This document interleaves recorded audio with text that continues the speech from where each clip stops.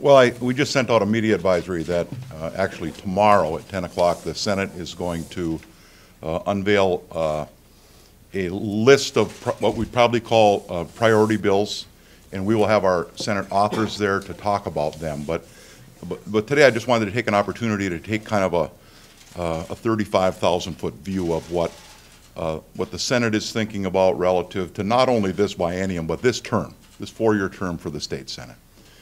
And I'm a little bit troubled by some of the comments that the minority leader in the House has made. And I saw something on the news last night that, it shouldn't be that hard to balance a $1 billion problem.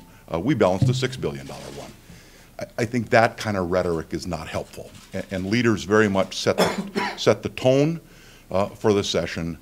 I would hate to have to make the argument that the last biennium was successful and the last budget cycle was successful for Minnesotans. Remember, we had a 20-day government shutdown to resolve a budget.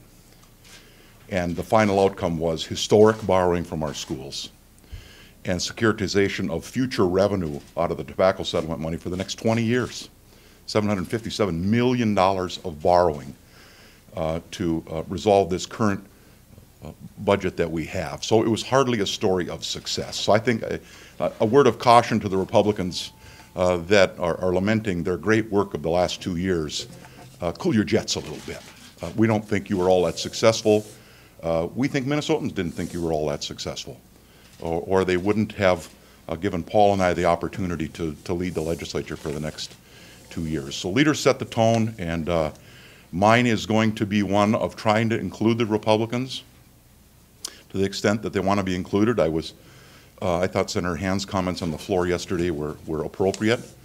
And we're going to try very hard to engage the business community. And Paul and I met with a group of representatives of the state chamber earlier this week. That's the third different meeting I've had with representatives of our state business community. And there's a couple things I think people need to accept. We are not going to pass a budget that relies on continued borrowing. We're not going to pass a budget that has accounting gimmicks in it.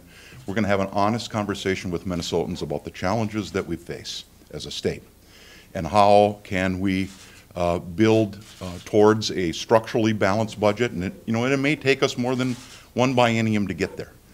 But my overall goal over the next 4 years will be, whether I run again or not in 2016, is that the budget that we hand off to the legislature coming in 2017 is balanced. And I feel sorry for this group of new freshmen coming in that are all excited. They worked hard to get here, and the first thing they learn is, and you can do the math however you want, there's a $1.1 billion deficit. If you figure inflation, it's 2. And you can't deny that there's not some inflation in the budget. We can have a conversation about whether it's $900 million or not, but those are MMB's numbers. An additional $1 billion of borrowing from schools brings you up to $3 billion. The securitization of the tobacco bonds is another $750 million that was borrowed in this current biennium.